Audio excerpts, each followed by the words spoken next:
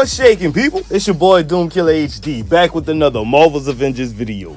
Sit back and relax. You are now rocking with the best. And today we are bringing you the War for Wakanda review. So if you like what you hear and you like what you see, make sure you Hulk smash that like button, hit subscribe, and ring the notification bell. That way you never miss an upload or when I'm live. Let's get right to it. We can start off with talking about everything that I liked about this particular expansion. The Wakanda biome was beautiful, dangerous, and fresh. I mean, the traversal by itself was just crazy dangerous. I actually fell like 3 or 4 times just trying to get to my destination. But it was a beautiful sight, from the waterfalls, from the landscape, from every little detail that they put into this biome. I gotta give them their props, and it was fresh. I was expecting like a recolor or reskin of the Badlands like they did for the Wastelands, but this was its own world, and I definitely and greatly appreciate the detail and the artwork that they put into this biome. So 2 thumbs up for the Wakanda biome. The voice cast, they were emotional. I mean, it felt like you were watching What If, or an animated series, featuring the people from Wakanda, because I felt everything that they were trying to portray. Spoiler alert, like when Claw caused the cave to collapse, the helplessness of Shuri and the helplessness of T'Challa, I actually felt that, and it was an awesome feeling to be able to connect with a game like that. And that only happens when you have a stellar voice cast. So 2 thumbs up for those guys for doing what they needed to do to bring us all of this new content. And I'm floored by the exceptionalism that they portrayed while doing these characters. Moving on to the story. The story was dope. I really like how it showed the ties between AIM and the Claw faction, and even with Black Panther and the Avengers. It also did like a switcheroo, because when you look at Claw's character, he was trusting in AIM, he was trusting in his faction, he was trusting in Crossbones to do what needed to be done, and he ended up being alone, left all by himself. And T'Challa is literally the exact opposite of that. He wanted to go at everything alone. He trusted no one. He didn't want any help, but he ended up, trusting his sister, trusting the people of Wakanda, and ultimately trusting the Avengers, which he ended up joining. So that was a really, really great story. Big ups and 2 thumbs up to all the people in writing this story. The story was great, and it tied in with the rest of what's going on with AIM and the Cosmic Cube and all of that with the story that's going on with Avengers right now. So yeah, 2 thumbs up. The Black Panther himself and his combat, and don't at me, but this dude probably has the best melee in the game. His combat is A1. Now, he's not out there just, one shot and everything or anything like that, but the techniques and how many times he can hit you and how cool it looks when he's hitting you, A1. Like, they're really gonna have to go back and redo some of these characters, because like Black Panther is blowing all of the melee characters out of the water. Seriously.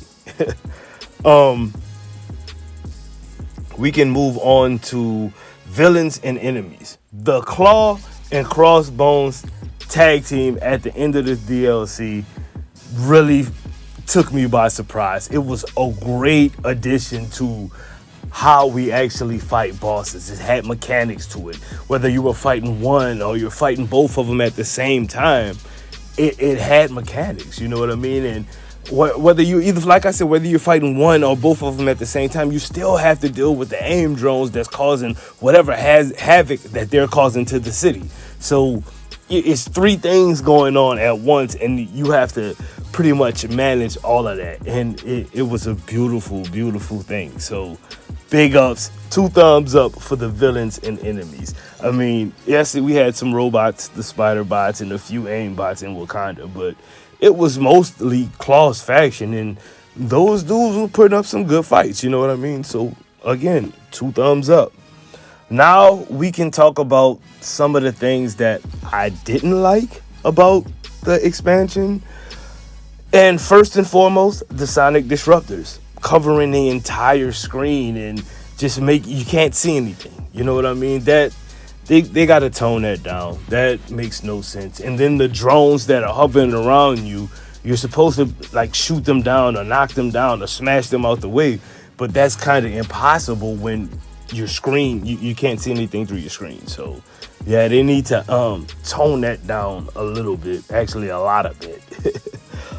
Another thing that's kind of disheartening was there was no in-game content. Like I was expecting, you know, like in a Wakanda OLT, a Claw OLT, or a Crossbones OLT, even a Crossbones villain sector, cloning labs, wasteland patrol.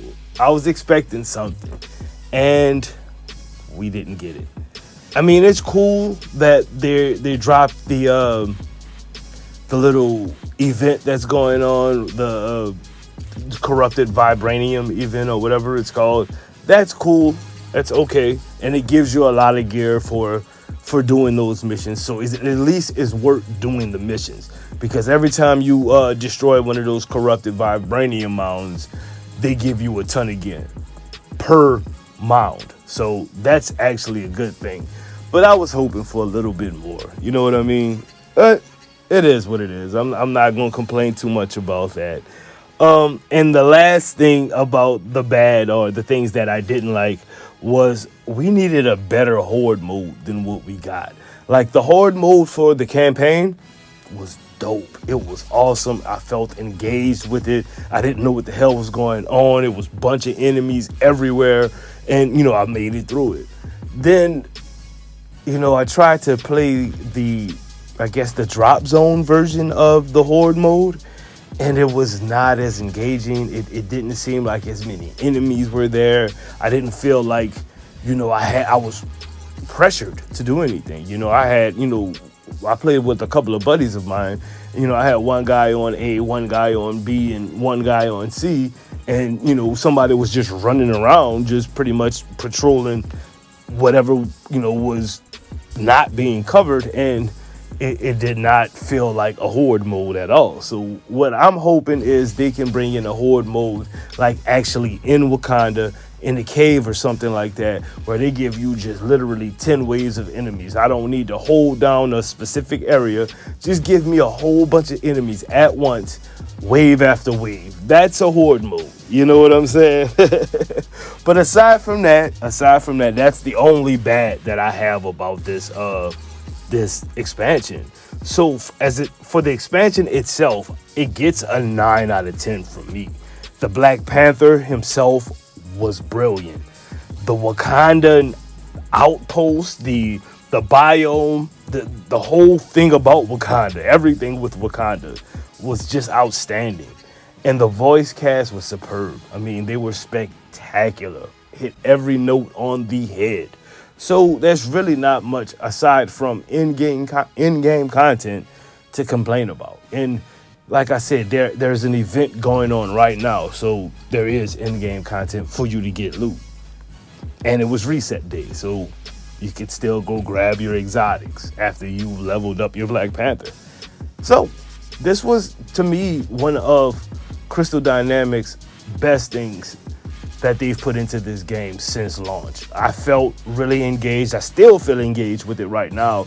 It was, you know, the hype leading up to it was worth it. It was great hype. So again, 9 out of 10 for this DLC. It hit every note on the head again. So with all of that said, thank you guys for tuning in. I greatly appreciate it. And if you like the video, you already know what to do. So with all of that said, laissez-les bon temps rouler, which means let the good times roll. Peace out, people.